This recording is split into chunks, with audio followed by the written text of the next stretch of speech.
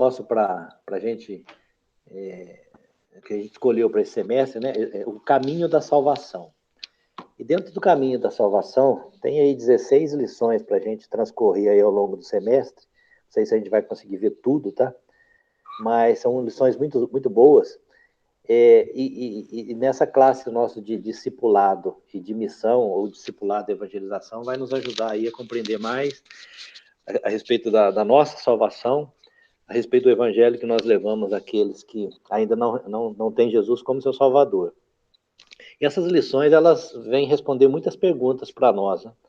Então, a gente vai começar hoje com a aula na resposta à pergunta de onde viemos. Mas depois, aí, num segundo momento, a gente vai ver a formação da mulher em detalhe. A gente vai ver um princípio hoje, mas depois a gente detalha na segunda lição.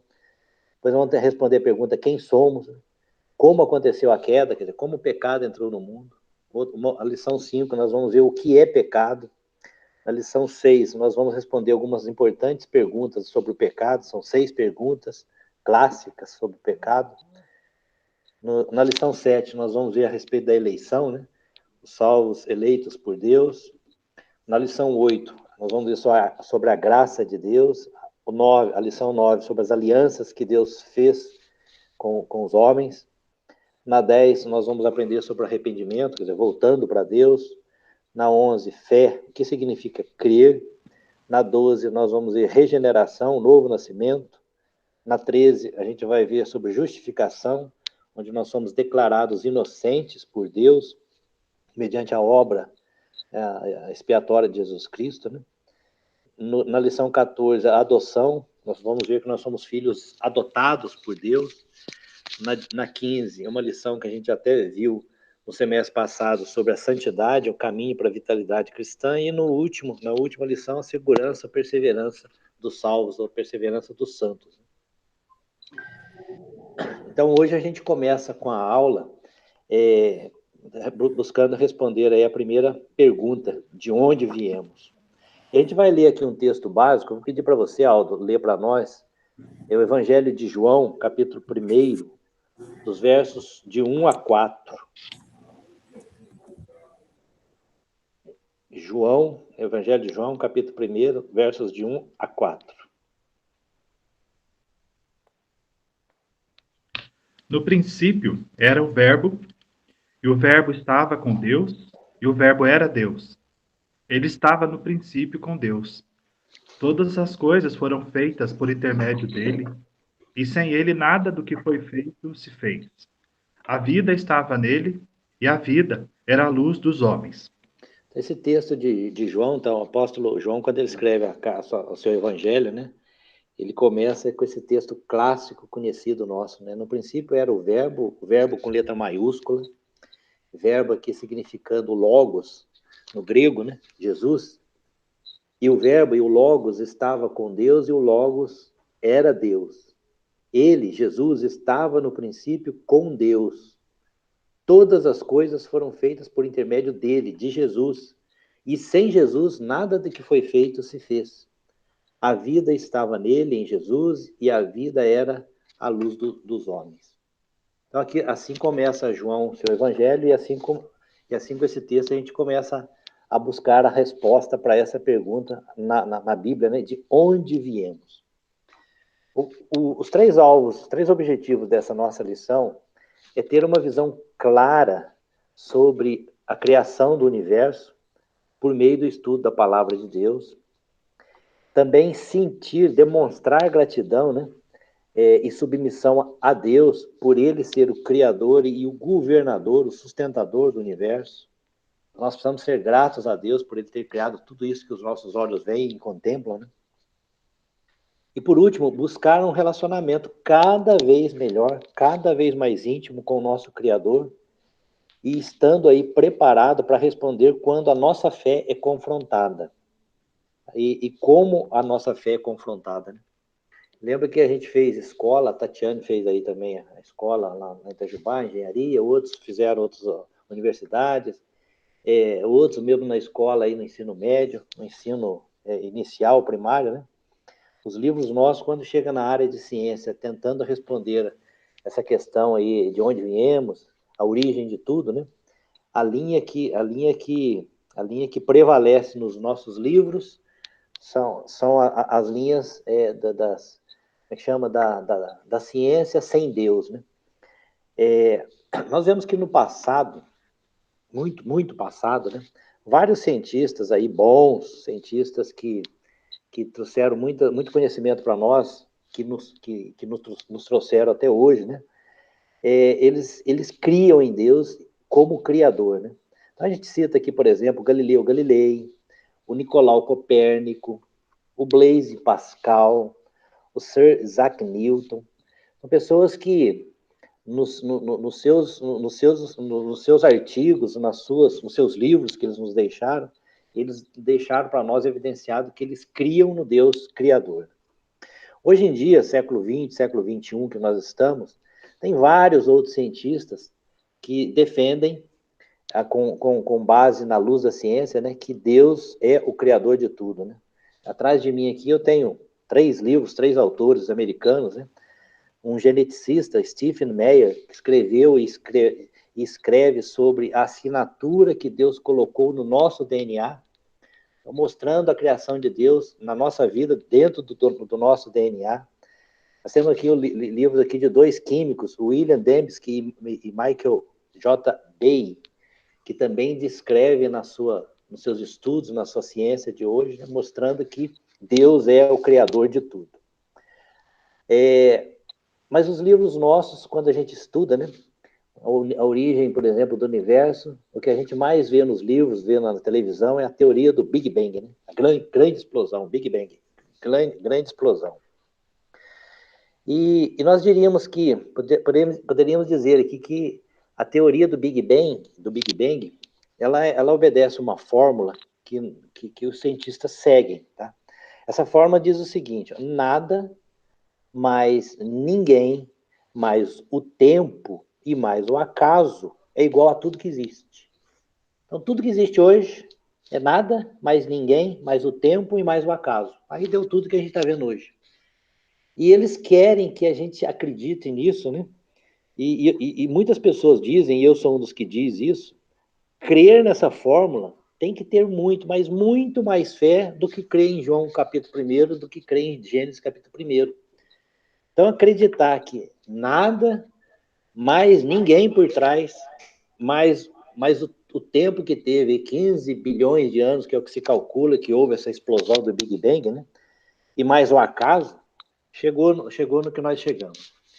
E aqui que a gente vê os absurdos, né? Os absurdos que a ciência quer que nós acreditemos, né? A gente, quando pensa na teoria do Big Bang, e a teoria é mais ou menos essa, né? Que todo esse universo existente hoje que o homem conhece, tudo isso estava numa esfera do tamanho de uma ervilha. Então, a gente tem que ter fé.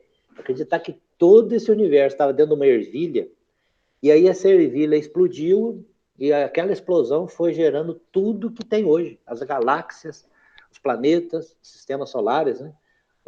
Os grupos de galáxias. Todo esse universo nosso que nós vemos hoje veio dessa ervilha explodida, né? E a gente fica abismado que as pessoas, a maioria das pessoas, vamos para a maioria mesmo, acredita nisso. E tem que ter fé. Para acreditar nisso, tem que ter fé.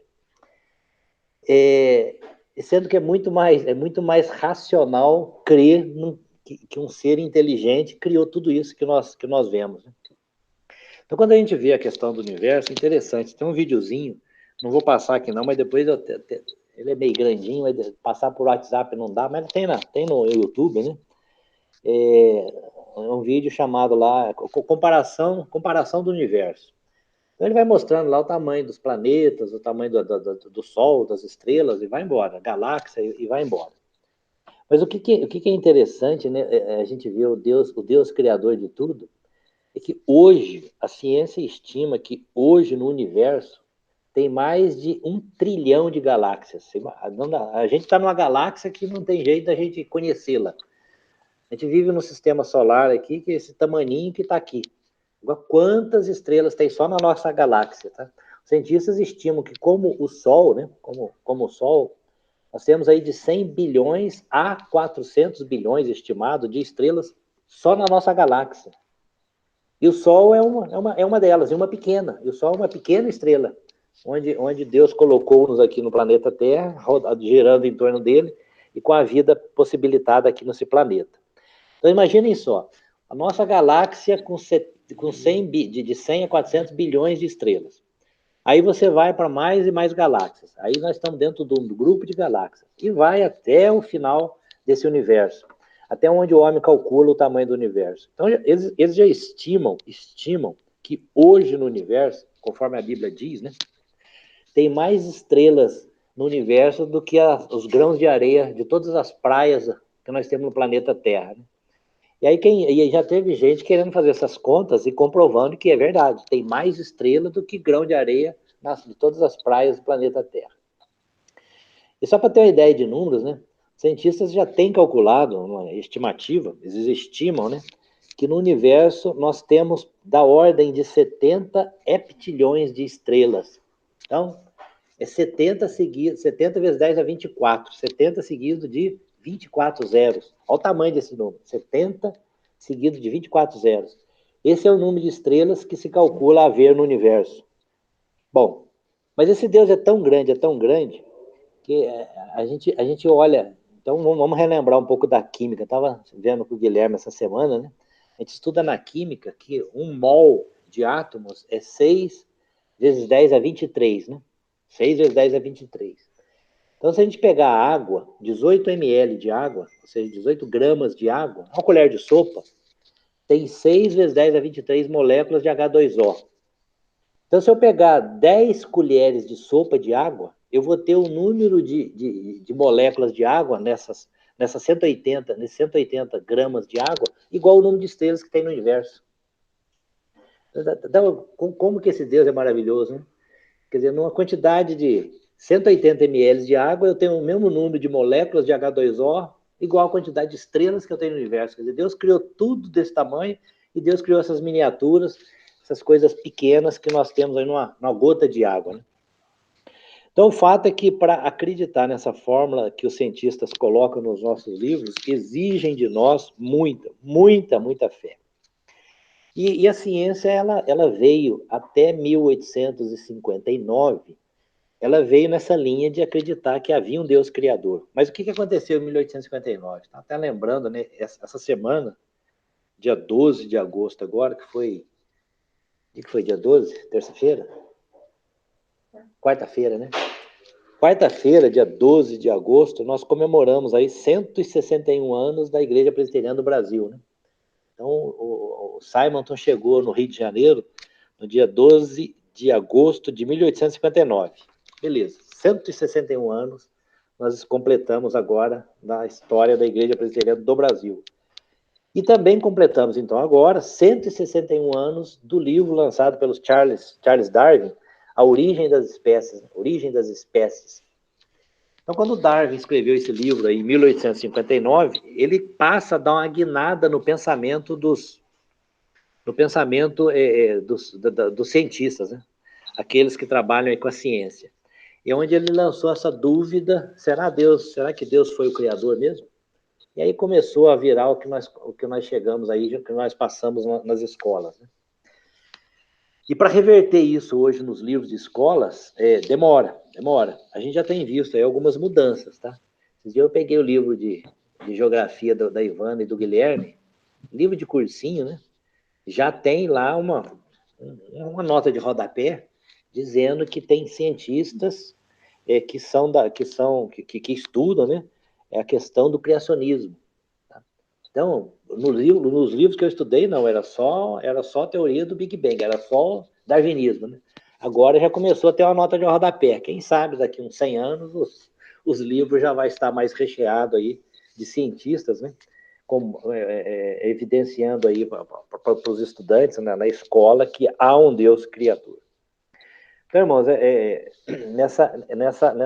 nessa resposta a essa pergunta, de onde viemos, né, nós consideramos, então, isso que o mundo tem hoje, que o mundo tem ensinado hoje nas nossas escolas, que nos ensinou a nós e tem ensinado aos nossos filhos. E aí todo cuidado para nós lidarmos com esse assunto, né? Então, o fato é que tudo veio a existir por um ato sobrenatural de Deus. É magnífico nós vermos esse texto aqui que nós acabamos de ler de João, né? Jesus estava no princípio com Deus, todas as coisas foram feitas por intermédio dele, Jesus, e sem ele nada do que foi feito se fez. William Blake, num livro aí do Eben Lentz César, o Eben Lentz César escreveu 4 livros. Dos 4 livros que ele escreveu aí, quer dizer, um dos 4 livros que ele escreveu, né? Um foi editado pela editora Candeia, chamado História e Geografia Bíblica. E na página 12 do livro, ele cita uma frase do William Blake que diz o seguinte, comentando sobre Gênesis 1:1, já que nós vamos lá para Gênesis. Ele diz assim, Gênesis 1 afirma, o que Gênesis 1 afirma é a declaração mais sublime em toda a literatura religiosa e filosófica do mundo. Com mitos e fantasias, o homem primitivo, o homem antigo, né, procurou explicar a criação do mundo natural e a origem da vida humana. Beleza. Hoje, cientistas e filósofos de todos os tempos, de todos os tempos, cientistas e filósofos têm teorizado e especulado a respeito dessa resposta a essa pergunta. Todavia, nunca se pôde melhorar essa sublime e toda suficiente declaração. No princípio, criou Deus. Não tem ninguém que conseguiu substituir ainda esta resposta. No princípio, criou Deus. Então, mais do que... mas por que é tão importante nós estudarmos, então, a respeito dessa pergunta, estudarmos a respeito da origem nossa, de onde nós viemos, tá? Entre outras coisas, irmãos, é porque a gente respondendo a essa pergunta faz com que nós compreendamos que Deus planejou tudo, que Deus planejou nós, os seres humanos, e Deus quis se relacionar conosco, né? E Ele espera isso de nós, que nós relacionemos com Ele. Então, esse estudo vai nos fornecer ferramentas para confrontar a opinião e a exposição de outras ciências contrárias ao criacionismo. Então, vamos lá para Gênesis 1:1. Vamos lá para Gênesis 1:1. Eu coloquei no roteiro que eu mandei para vocês, né, no hebraico, essas 3 primeiras palavras da Bíblia, tanto no hebraico quanto aqui na nossa Bíblia em português. Né? Gênesis 1:1. No princípio criou Deus. Então são 3 palavras no hebraico, tá? 3 palavras fascinantes, né? Transliterado isso, né? Falando o que está lá no hebraico, é Bereshit bara Elohim. São 3 frases que eu tenho decorado. Bereshit bara Elohim. No princípio criou Deus. Essa primeira palavra, Bereshit, lá do hebraico, ela tem a ver com questão de princípio mesmo, principal, algo do início, algo inicial. Tá? Então, Bereshit, traduzido para o português, traduziu mesmo o que a palavra quer dizer, né? No princípio. E essa palavra, ela é firmada no Deus que existe eternamente. Então, nós depois vamos ver aqui algumas características que Deus comunicou a nós, né? Algumas que ele não comunicou a nós. Uma característica que Deus não comunicou a nós é que Deus é um ser eterno na verdadeira acepção da palavra eternidade, né? Ele não tem início, não tem fim. Ele é desde o princípio. Mas que princípio é esse? Ele não tem princípio. Vamos ler um texto aí. Lê para nós, Tatiane, Salmo 92.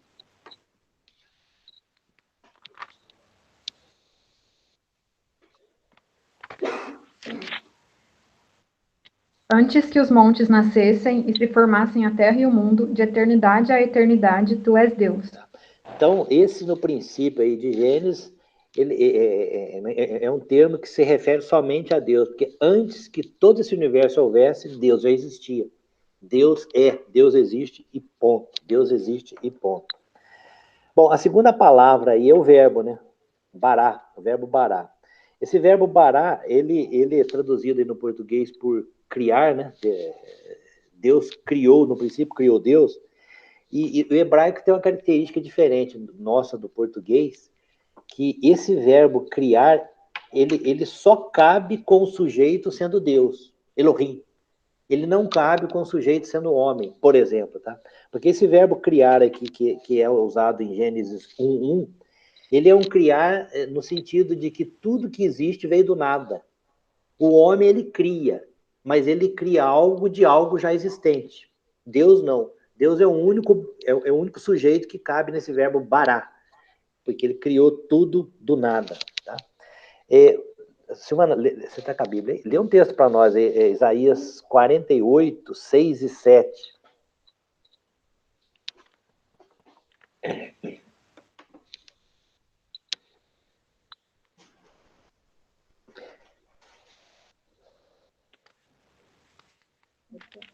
Isaías 48, 6 e 7. Aí vai mostrar também esse verbo aí, mostrando que Deus é o único que pode se encaixar nesse verbo bará. Já o tens ouvido? Olha para tudo isso. Porventura não admites? Desde agora te faço ouvir coisas novas e ocultas que não conhecia. Apareceram agora e não há muito, e antes deste dia delas não ouviste, para que não digas, eis que já o sabia. Tá. Então esse texto de Isaías vem falar desse resultado novo, desse resultado imprevisível de Deus criador que ele é. E a terceira palavra fascinante aí, no princípio criou Deus, né? Bereshit bara. A terceira palavra é Elohim, Bereshit bara Elohim. Elohim é o nome dado a Deus, né? Como sendo o agente da criação. Então, o Deus criador é o Deus Elohim. Deus Elohim. Ele é o agente da criação. Então, irmãos, essas três palavras aí, ela tá até arriscada na minha Bíblia, que eu coloquei lá, que é para ficar bem gravado, Gênesis 1:1, né? Bereshit bara Elohim. Não tem três palavras mais maravilhosas, mais fascinantes do que essas para responder a essa pergunta de onde viemos. No princípio criou Deus. Eu não sei se vocês sabiam, mas existe uma Associação Brasileira de Pesquisa da Criação. Vocês podem depois entrar na internet, está lá, ABPC, Associação Brasileira de Pesquisa da Criação. É uma associação que foi criada em 1979 aqui no Brasil, tá?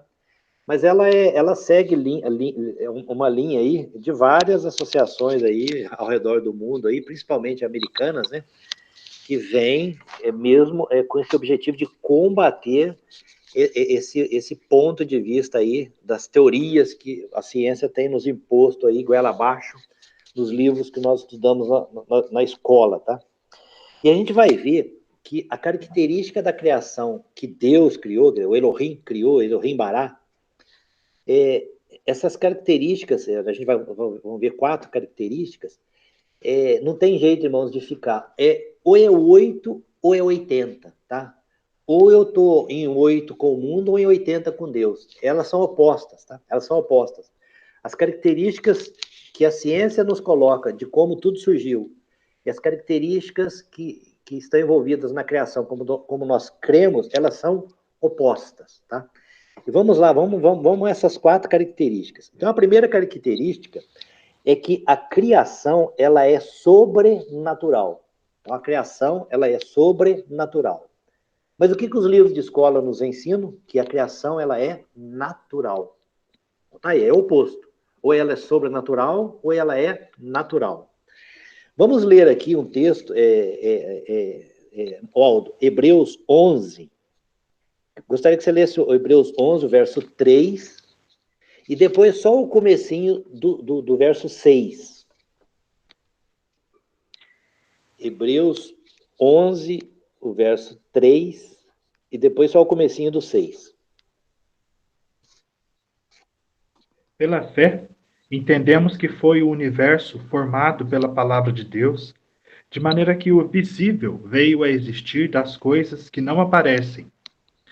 De fato, sem fé é impossível agradar a Deus. Tá vendo? Sem fé é impossível agradar a Deus. Então, se eu não crer que o universo foi formado, conforme Hebreus 11, verso 3 nos diz aí, eu não agrado a Deus. Sem fé é impossível agradar a Deus. Então, a minha fé ela está alicerçada no fato de que Deus criou tudo que existe do nada, daquilo que não existia. Tudo que existe veio daquilo que não existia. E tudo veio mediante a palavra de Deus. Então, essa é a primeira característica da criação, tá? Ela se opõe ao que a ciência nos diz. A Bíblia diz que ela é sobrenatural e o mundo fala que ela é natural. A segunda característica... Oi? Só um comentário. Dizer que tudo veio do nada é realmente do nada, porque eu já ouvi também, principalmente no trabalho, dizer que tudo veio de Deus. Não, o universo não é uma extensão de Deus. Não é. Né? Tudo que existe é algo completamente diferente de Deus. Foi ele que fez. Sim. Mas é outra coisa, não é Deus. Nós não somos uma extensão dele. Não é.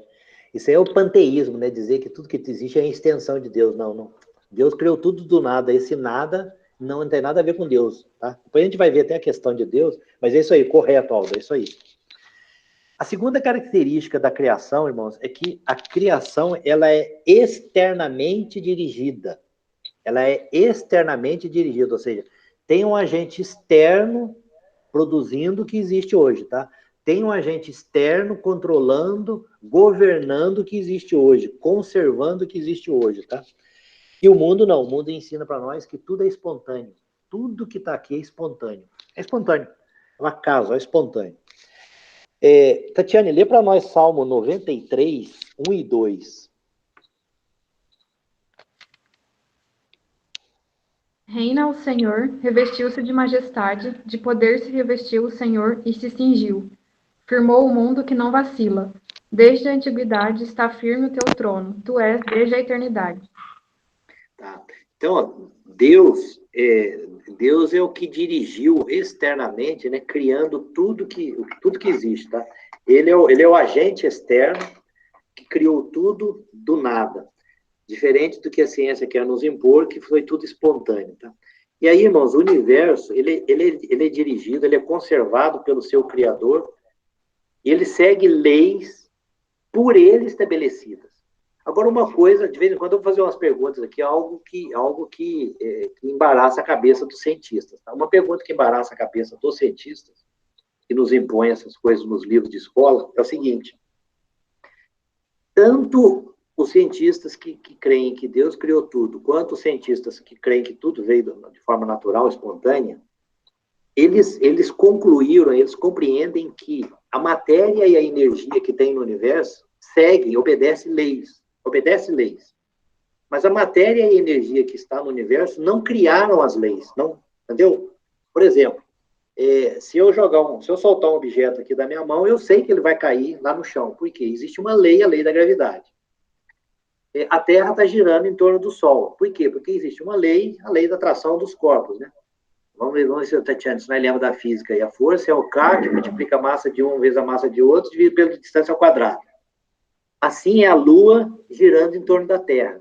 Assim são as galáxias girando uma em torno da outra. Quer dizer, a massa que atrai massa. Tá?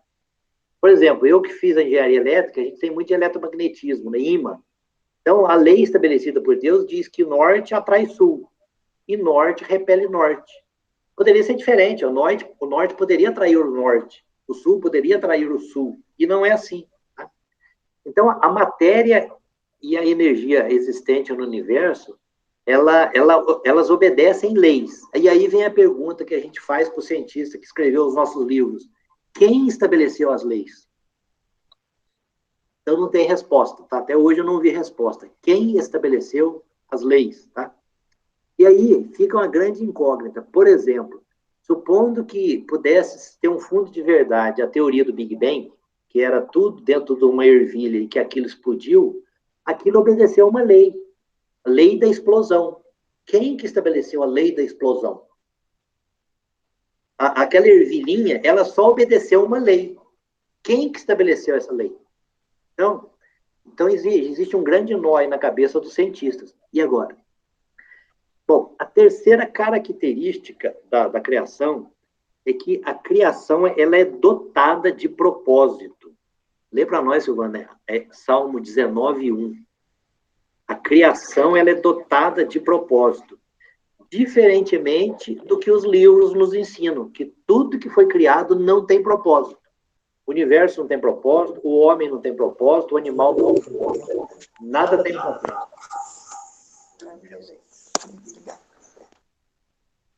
Os céus proclamam a glória de Deus e o firmamento anuncia as obras das suas mãos. Então, tudo que foi criado, o universo, o homem, tudo foi criado para a glória de Deus. Então, nós temos um propósito na criação, nós somos criados para a glória de Deus. E aqui vem aquela pergunta número 1, né, do nosso catecismo, né? Qual é o fim principal do homem? O fim principal do homem é glorificar a Deus e desfrutar, gozá-lo para sempre. E a quarta característica, irmãos, é que a criação, ela é completa e concluída, ela está acabada, tá? Diferente do que os livros nos ensinam, que nada ainda está acabado, ainda está em formação, ainda está em formação.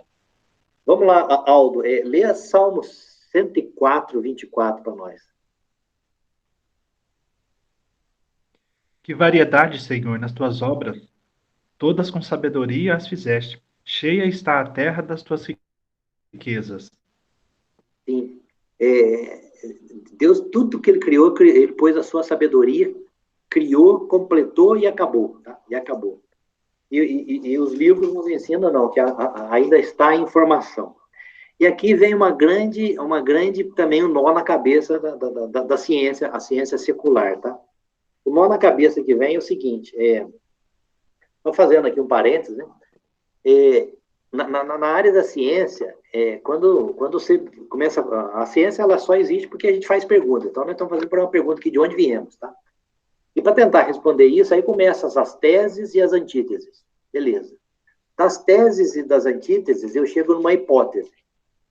Da hipótese, eu formulo uma teoria. E se eu conseguir provar, vira lei. Tá? Então, por isso que hoje a teoria do Big Bang é só teoria. Não vira lei, porque não tem como provar. Tá? Por que, por exemplo, a teoria da evolução nunca vai virar lei da evolução? Porque não tem como provar. Tá? Então, são teorias. Tá? Mas aquilo que nós já conseguimos comprovar virou lei. Tá? E nós estudamos lá na física, a Tatiana vai lembrar disso, o Aldo vai lembrar, o Silvano vai lembrar, não sei se vai lembrar também. Nós estudamos na física algumas leis da física. E na área da termodinâmica, né, tem algumas leis lá da entropia. Olha só o nome feio, entropia, né? Entropia. Mas o que é entropia? Ela vem nos dizer, é importante a gente conceituar isso aqui, porque vai dar um nó de novo na cabeça dos cientistas. O que diz a lei da entropia? Lei, então é lei, é coisa provada, lei. Ela diz o seguinte, que tudo que tem no universo tende para desordem. Tudo tende para desordem. Se alguma coisa tende para ordem, tem que ter uma energia externa nesse sistema, tá? Então, o que eu quero dizer com isso? Dizer o seguinte, ó. Vamos imaginar que uma indústria metalúrgica constrói para nós uma janela de aço, de metal. Eu vou instalar essa janela lá na casa e deixo. Eu estou pintando a janela, beleza. Mas um dia eu abandono essa casa. Não quero mais saber dessa casa. E deixo ela lá abandonada. Daqui uns 200 anos, quem retornar naquela casa, será que vai encontrar a janela do jeitinho que ela foi colocada lá? Provavelmente toda enferrujada, toda oxidada, tá? Toda oxidada. Por quê? Porque os átomos que compõem lá a ferragem da janela, eles vão se oxidando e vai enferrujando, que nós chamamos de ferrugem, vai enferrujando a janela. Então, tende para desordem. O ser humano, nós nascemos, crianças, adolescentes, jovem, adulto, morremos. A tendência nossa é, conforme Eclesiastes 12:7, lá no final virar pó. É para desordem. É um pó que foi organizado e lá no fim vira desordem de novo, vira pó. Então, na natureza, tudo tende para desordem. Então, se tudo tende para desordem, é porque no começo foi organizado, teve ordem. Teve ordem. E agora, aquilo que foi ordenado foi para desordem. Nós sabemos que a desordem é provocada pelo pecado, depois nós vamos ver isso, tá? Mas teve uma ordem e agora está indo para desordem. E a ciência não. A ciência quer provar para nós, pelo Big Bang, que era uma desordem, ou seja, uma explosão, uma bagunça só, e que tudo se organizou no universo que nós temos hoje. Como isso é possível se não tiver um agente externo colocando ordem na casa? Então, contrapõe a teoria. Assim, a lei da entropia, você joga a lei da entropia no ralo. Não tem como. Então, irmãos, isso é o que a ciência tende a nos fazer. Vamos ler um texto aqui. Lê, Tatiana, para nós, Salmo 102, 25 e 26. Em tempos remotos lançaste os fundamentos da terra, e os céus são obra das tuas mãos. Eles perecerão, mas tu permaneces. Todos eles envelhecerão como uma veste, como roupa os mudarás e serão mudados. A lei da entropia na Bíblia aí, ó. A lei da entropia. Tudo está tendendo para desordem, tudo vai se acabar, porque Deus colocou ordem no princípio da criação e isso vai indo para desordem, tá? Bom, aí essas são as características da criação. E agora, o que acontece, irmãos? Deus vem, então, com atos sobrenatural, dirigindo externamente tudo, né? Dotando de propósito aquilo que ele havia de criar, e ele vem completa, de forma completa e concluída, de forma acabada, ele cria tudo, tá? Agora vamos lá em Gênesis 1. Nós vamos ler a criação. Então, a gente leu o capítulo 1 de Gênesis, né? O versículo 2 de Gênesis, ele diz assim, ó, a terra, porém, estava sem forma e vazia, havia trevas sobre a face do abismo e o Espírito de Deus pairava sobre as águas. Esses são os 2 primeiros versos. Agora vamos ler o que Deus faz no primeiro dia. Então, vou pedir para o Aldo ler para nós, Aldo, o que Deus fez no primeiro dia, versos 3 a 5. Disse Deus, haja luz, e houve luz. E viu Deus que a luz era boa, e fez separação entre a luz e as trevas. Chamou Deus a luz dia, e as trevas noite. Houve tarde e manhã o primeiro dia. Então, no primeiro dia, Deus criou luz e fez separação entre luz e trevas, tá? Então, imagina, era um breu, esse nada era um breu, e Deus vem e cria primeiro a luz. O que é a luz? Luz a gente aprende aí na ciência, tá?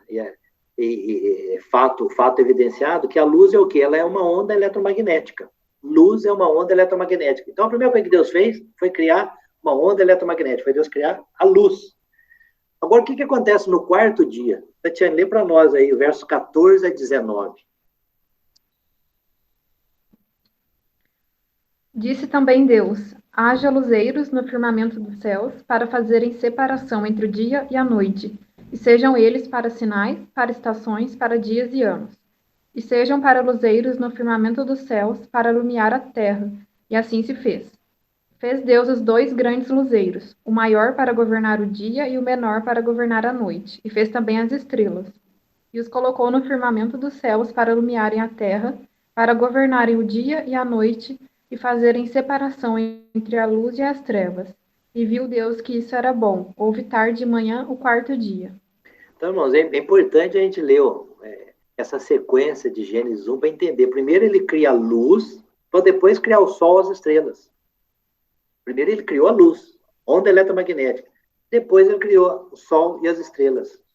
Então, ó, primeiro dia, quarto dia. Agora vamos ver o que ele criou no segundo dia. Silvana, lê para nós aí, o 6 ao 8. E disse Deus, haja firmamento no meio das águas e separação entre águas e águas. Fez, pois, Deus o firmamento e separação entre as águas debaixo do firmamento e as águas sobre o firmamento. E assim se fez. E chamou Deus ao firmamento céus, houve tarde e manhã, o segundo dia.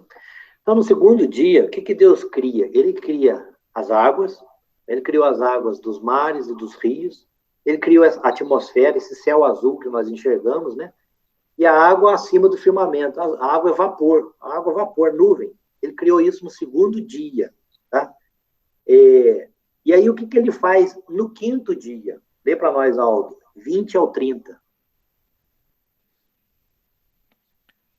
Disse também Deus, povoem-se as águas de enxames de seres viventes, e voem as aves sobre a terra, sob o firmamento dos céus. Criou, pois, Deus os grandes animais marinhos e todos os seres viventes que rastejam, os quais povoam as águas segundo as suas espécies, e todas as aves segundo as suas espécies. E viu Deus que isso era bom. E Deus os abençoou, dizendo, sede fecundos, multiplicai-vos, e enchei as águas dos mares, e na terra se multipliquem as aves. Houve tarde e manhã, o quinto dia. Até aí, até o 23, tá? Eu falei errado, até o 23, tá? Então, olha só, no segundo dia, Deus criou as águas, abaixo do firmamento e acima do firmamento, tá? E no quinto dia, Deus povoou essas águas com os peixes e povoou os ares com as aves. Então, ele fez isso no quinto dia. E o que ele fez no terceiro dia? Vamos lá, Silvana. Versos 9 a 13. Disse também Deus: ajuntem-se as águas debaixo dos céus num só lugar, e apareça a porção seca. E assim se fez. A porção seca chamou Deus terra, e ao ajuntamento das águas, mares. E viu Deus que isto era bom. E disse: produz a terra relva, ervas que deem semente, e árvores frutíferas que deem fruto segundo a sua espécie, cuja semente esteja nele sobre a terra. E assim se fez.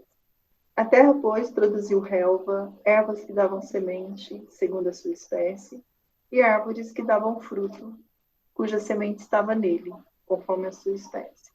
E viu Deus que isso era bom. Houve tarde e manhã, o terceiro dia. Então, no terceiro dia, Deus criou a terra seca, né? A porção seca. E lá ele colocou a vegetação, lá ele colocou árvores, lá ele colocou árvores frutíferas, tudo aquilo que pudesse produzir frutos, ele colocou no terceiro dia. E aí o que ele faz no sexto dia? Do 24 ao 31. Disse também Deus: produza a terra seres viventes conforme a sua espécie, animais domésticos, répteis e animais selváticos segundo a sua espécie. E assim se fez. E fez Deus os animais selváticos segundo a sua espécie, e os animais domésticos conforme a sua espécie, e todos os répteis da terra conforme a sua espécie. E viu Deus que isso era bom. Também disse Deus: façamos o homem à nossa imagem, conforme a nossa semelhança. Tenha ele domínio sobre os peixes do mar, sobre as aves dos céus, sobre os animais domésticos, sobre toda a terra e sobre todos os répteis que rastejam pela terra. Criou Deus, pois, o homem, à sua imagem, a imagem de Deus o criou, homem e mulher os criou. E Deus os abençoou e lhes disse: sede fecundos, multiplicai-vos, enchei a terra e a sujeitai-a. Dominai sobre os peixes do mar, sobre as aves dos céus e sobre todo animal que rasteja pela terra. E disse Deus ainda: eis que vos tenho dado todas as ervas que dão semente e que se acham na superfície de toda a terra, e todas as árvores em que há fruto que dê semente. Isso vos será para mantimento. E a todos os animais da terra, e a todas as aves dos céus, e a todos os répteis da terra, em que há fôlego de vida, toda a erva verde lhe será para mantimento. E assim se fez. Viu Deus tudo quanto fizera, e eis que era muito bom. Houve tarde e manhã, o sexto dia. Então, no sexto dia, Deus cria os animais terrestres, tá? E por último, ele coroa a sua criação criando o homem, criando a mulher, no sexto dia. Irmãos, o capítulo 1 de Gênesis, ele nos mostra essa sequência, né? No primeiro dia, ele cria a luz, faz separação entre luz e trevas. Aí no terceiro dia, aí no quarto dia, ele cria os luzeiros, o sol, as estrelas e tudo mais. No segundo dia, ele cria o firmamento e as águas abaixo do firmamento, as águas acima do firmamento. E aí, no quinto dia, ele cria os peixes para povoar as águas e as aves para povoar os céus. No terceiro dia, ele cria a terra fértil com a sua vegetação, as árvores frutíferas. E aí, no sexto dia, ele coloca os animais terrestres e o homem na terra. E assim ele fecha a sua criação em 6 dias. Então, essa é a sequência que nós vemos aqui, né, da descrição de Moisés aí em Gênesis 1, como Deus criou tudo. E aí, irmãos, logo no capítulo 2, do versos 1 a 3, né, diz assim: assim, pois, foram acabados, olha só, a gente acredita, que acabamos de falar, que a criação de Deus ela é completa, concluída e acabada. Está aqui, ó. Assim, pois, foram acabados os céus, a terra e todo o seu exército. Então, Deus não deixou nada incompleto, ele fez tudo de forma completa. E havendo Deus terminado no dia 7º a sua obra que fizera, descansou nesse dia de toda a sua obra que tinha feito. E abençoou Deus o dia 7º e o santificou, porque nele descansou de toda a obra que como Criador fizera. E aí vem uma pergunta para nós aqui, né? Depois desses 6 dias de criação, Deus vem aqui no 7º dia, Veio uma pergunta: qual que foi o primeiro trabalho que Deus atribuiu ao homem? Qual o primeiro ato, qual a primeira obra, qual o primeiro trabalho que o homem fez, atribuído por Deus? Eu fui aprender isso depois de velho, viu? Ele descansou. A gente vai falar, não, ele não foi cuidar do jardim, não. A primeira coisa que o homem foi, descansou. Então, Deus cria o homem no 6º dia, no dia 7º ele já descansa. Então, vem mostrar para nós, irmãos, quando Jesus diz lá que buscai, pois, em primeiro lugar o reino de Deus, a lição que Jesus está resgatando de novo para nós lá em Mateus, capítulo 6, 24, né? É isso. A primeira coisa que Deus quer que nós façamos é que nós nos relacionemos com Ele. Ponto. Por isso que no primeiro dia ele falou, descanse em mim. Então é isso que Deus pede de nós. Bom, irmãos, aqui terminando esse primeiro tema, umas perguntas para a gente refletir. Né? Quais os adjetivos, quer dizer, quais as qualidades que você apresenta para significar a criação? Quer dizer, qual o significado, no teu ponto de vista, da criação para você? Né? Gostaria que vocês falassem um pouco aqui, eu também vou falar. O que vocês têm a falar da criação de Deus? Né? Que efeitos práticos, né, a fé na criação de Deus pode ter na vida do homem? O que de prático crer que Deus fez tudo isso que nós acabamos de ver, né, tem na nossa vida? Eu entendo que se a gente avaliar a criação, tudo que foi feito, a gente não vê um Deus que simplesmente fez as coisas e deixou que elas seguissem o rumo que elas quisessem, né? Ou que ele tenha construído as coisas apenas para o nosso sustento. Por exemplo, ele podia ter feito a laranja sem ter sabor de laranja, né? Ela serviria para o meu sustento, mas não me traria satisfação nenhuma, né? Ele podia ter feito o chocolate sem o sabor de chocolate, a flor de uma cor só, né? Mas aí a gente vê o cuidado que Deus tenha, de fato é um pai, né? De fato é um pai que se relaciona com a gente. E ele quer que a gente tenha a nossa satisfação nele, né? Não só intelectual, mas também de contemplar tudo que ele fez, né? De saber que ele cuida e sustenta. Sim. E você fala, me chama, é o Deus Pai, né? Ele é pai, quer dizer, ele cria e ele cuida, né? Ele cria e ele cuida. O que vocês acham, o que vocês sentem, por exemplo, é um negócio, né? Quando, às vezes na escola, às vezes no dia a dia, né? Hoje não tem mais tanto disso, que muitas pessoas, né? Embora às vezes não aceitam, mas acreditam que há um Deus criador. Outros não, outros até acreditam que existe Deus, mas que ele não é criador, tá? Eu não sei o que é pior. Acreditar que Deus não criou, ou acreditar que ele existe, mas que não fez nada. E outras vezes é o seguinte, a gente vê, por exemplo, como é que chama? O deboche, né? Zombam. Eu costumo dizer o seguinte, eu gosto muito uma coisa também que eu aprendi na Bíblia, depois de velho, tá? Com Atos, acho que é capítulo 11 ou 12 lá, o fato da conversão de Paulo, né? É muito interessante, né? Quando a gente já comentou isso aqui, acho que na nossa aula, alguma aula nossa do semestre passado. Paulo, quando ele está a caminho de Damasco, lá com cartas dos sacerdotes lá de Jerusalém para perseguir os crentes lá na cidade de Damasco, e aí no caminho ele tem um encontro com Jesus Cristo, né? Quando Jesus Cristo aparece para ele daquela forma, uma luz ofuscante que lhe cega as vistas, né? Jesus pergunta para Paulo, né? Pergunta para ele: Saulo, Saulo, por que me persegues?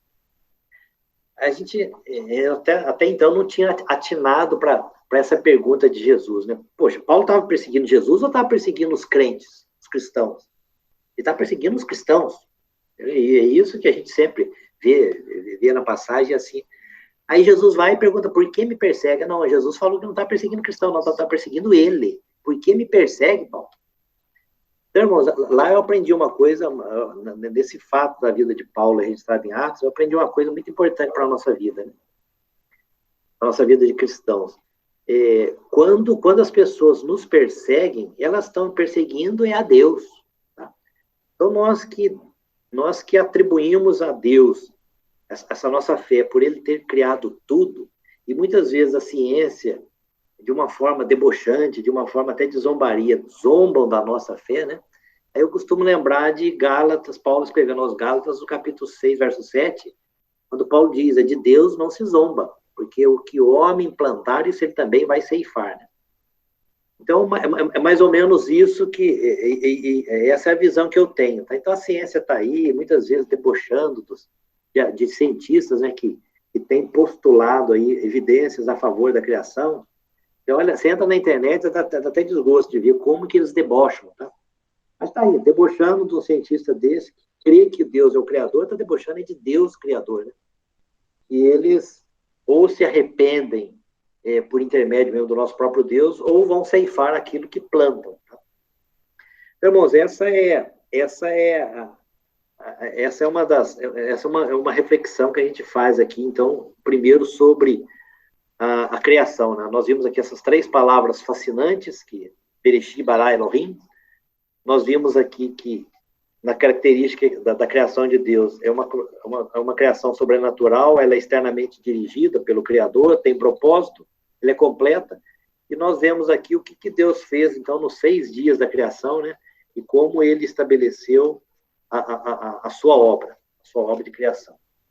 A gente vai começar agora, não vamos terminar, até por andar da hora, mas vamos começar o segundo tópico da lição, onde a gente vai entrar no item da criação do homem. Criação do homem. Nós vamos ver nesse item aqui da lição 4 subitens aí que nós vamos ver sobre a palavra anunciada sobre a criação do homem. Nós vamos ver a formação do homem.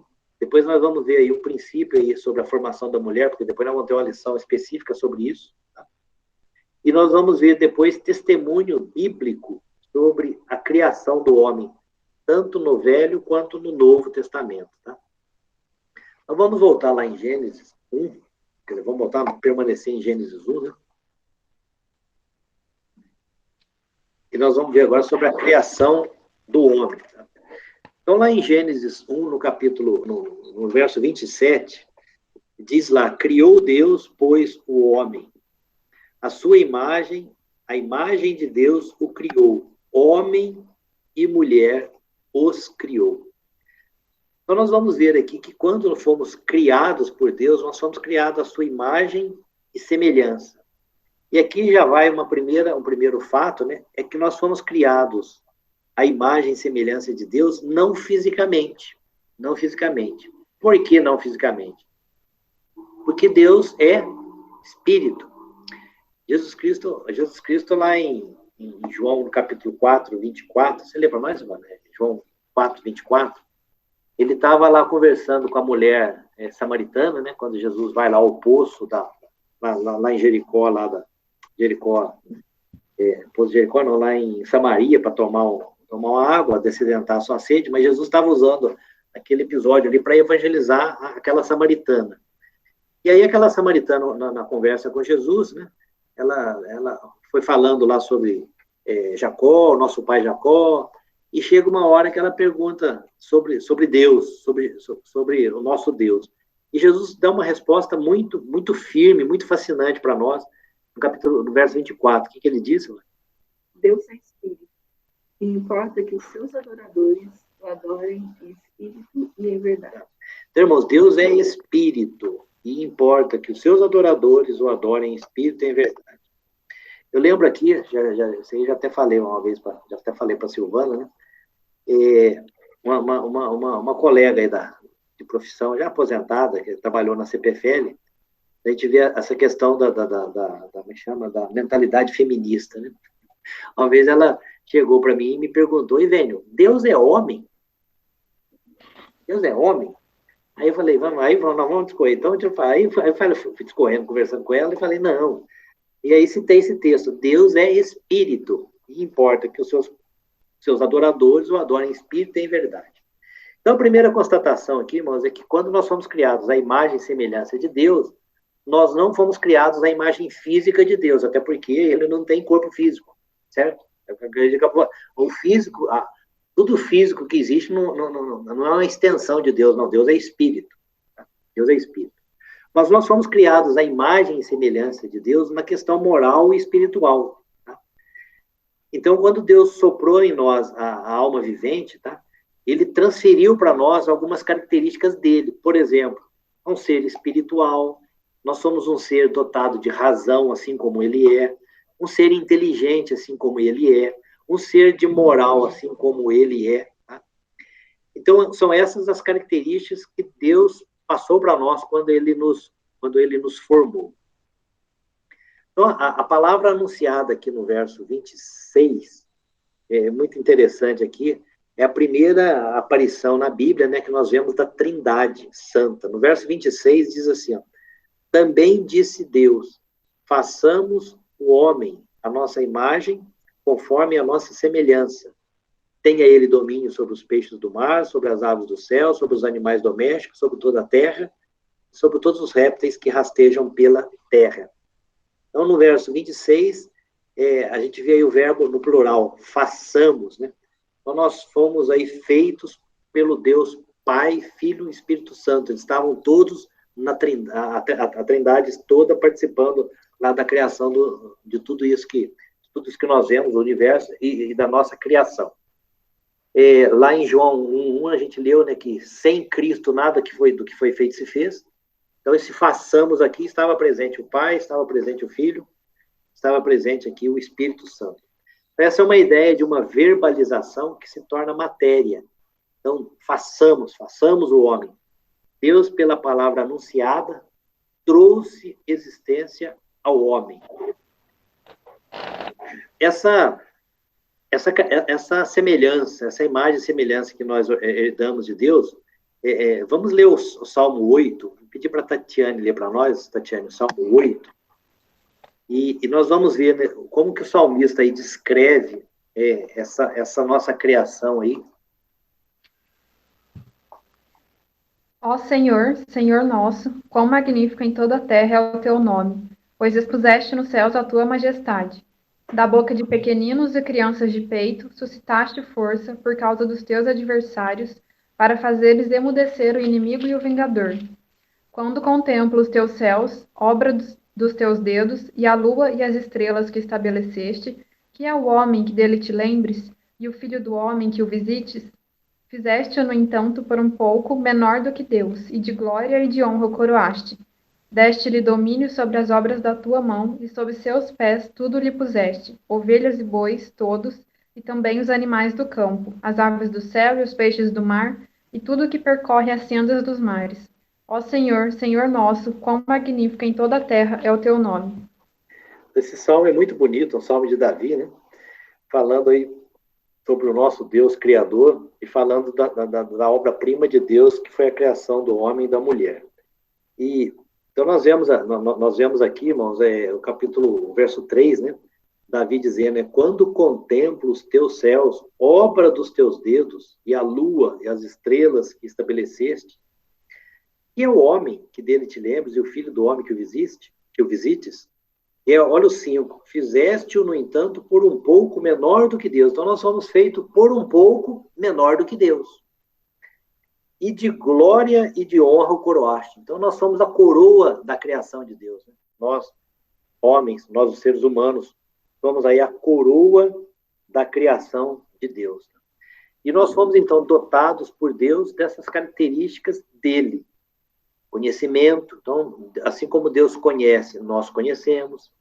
A justiça, Deus passou para nós essa característica. A retidão, a santidade, ele passou para nós. A moral, um ser moral, um ser livre, um ser racional, um ser espiritual e um ser imortal. Tá? Essas características Deus comunicou com a gente. Então, nós aprendemos na nossa teologia, né, são as características comunicáveis de Deus para conosco. E tem características que Deus não comunicou conosco. Tá? Então, nós não fomos feitos à imagem e semelhança de Deus na onisciência. Então, nós não temos conhecimento de tudo, Deus tem. Nós não fomos criados à semelhança de Deus na onipotência. Deus tem todo o poder, nós não. Tá? Deus foi criado, Deus não nos criou conforme a sua imagem na questão da onipresença. Deus é onipresente, nós não. Então, essas são as características que Deus não nos comunicou, né? Não passou para nós quando ele nos criou. Mas várias das suas características ele passou para nós. Ele passou para nós. Então, em linhas gerais, na nossa criação, façamos o homem à nossa imagem e semelhança. Essa imagem e semelhança, então, está envolvido isso: conhecimento, justiça, retidão, santidade, moral, liberdade, racionalidade, né? Espiritualidade e imortalidade. Aqui, irmãos, a gente para aqui, já deu o horário nosso.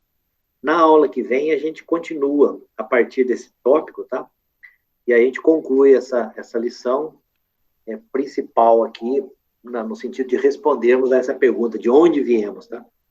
Graças a Deus que, pela fé, nós cremos que nós viemos de Deus. Nós fomos criados de forma acabada, tá? Não tem nada de evolução. Nós fomos criados de forma acabada e concluída. Tá? E que, apesar de sermos feitos à imagem e semelhança de Deus, nós vamos ver, né, em lições posteriores, que o pecado entrou nesse mundo. Muitas coisas nós perdemos com o pecado, tá? Mas ainda Deus manteve em nós a inteligência, as emoções, a vontade e a liderança. Deus não nos tirou isso, apesar do pecado. Apesar do pecado. Irmãos, então, ficamos por aqui até domingo a gente continuar a partir desse tópico 2 aqui. Alguma pergunta, alguma contribuição a mais aí, Silvana, Tatiane, Aldo? Ivênio, eu só queria fazer mais um comentário. Quando você falou que os cientistas dizem que o que deu origem ao Big Bang foi uma ervilha, algo do tamanho de uma ervilha, se pelo menos houvesse honestidade e eles defendessem que foi Deus que criou a ervilha, né, a gente até poderia considerar, mas é muita desonestidade intelectual e eu vejo o que acontece hoje. Paulo já disse isso lá em Romanos, né? Eu estou aqui com a Bíblia aberta em Romanos, capítulo 1, versículo 21. Porquanto, tendo conhecimento de Deus, não glorificaram como Deus, nem lhe deram graças, antes se tornaram nulos em seus próprios raciocínios, obscurecendo-lhes o coração insensato, inculcando-se por sábios, tornaram-se loucos, mudaram a glória de Deus. É bem isso, né? Falta... a gente vai estudar lá quando falar do pecado, mas o pecado cegou de tal forma que o óbvio eles não conseguem enxergar. Não é honesto. O evolucionismo, da forma como é pregado, não é honesto. Não. Nem intelectualmente, nem espiritualmente. Não, é inconcebível. Não é. É inconcebível. O que eu falo para você, você tem que ter muita fé para acreditar nisso. E agora, sabe o que dói, Aldo? É que, por isso que a gente fala, é o cuidado que a gente tem que ter com a Bíblia, né? Com a verdade, com a palavra de Deus. Você vê, esse Papa atual aí, o Francisco, não é que ele abriu margem aí para a Igreja Católica aceitar o Big Bang, mas só que você falou, só que a ervilha foi Deus que colocou. É duro. Mas vamos lá. Tranquilo, Tatiana? Silvana? Tranquilo? A gente encerra a aula de hoje, aí semana que vem a gente retoma. Pedir para a Tatiane orar para nós, Tatiane, você ora para nós? Senhor Deus, continuando na tua santa presença, nós agradecemos ao Senhor por esse dia, te agradecemos pela tua palavra que nós tivemos a oportunidade de estudar nesse momento, porque o Senhor nos ensinou mais uma vez, falou aos nossos corações. Louvamos o teu nome porque tu és o Criador de todas as coisas, o sustentador, o que governa e controla tudo que existe, Pai. Nós te adoramos por isso e diante disso nós reconhecemos a nossa pequenez, a nossa miséria e o quanto dependemos do Senhor. Pedimos ao Senhor que abençoe a nossa semana, que tudo aquilo que nós fizermos, nós possamos fazer buscando a tua honra e a tua glória. Em nome de Jesus. Amém. Amém. Tenha um bom domingo aí. Vocês também. Amém. Quer falar alguma coisa, senhor? Não. Tá jóia. É um bom domingo para vocês aí. Para vocês também. Tchau. Bom almoço, viu? Tchau. Bom domingo para todos.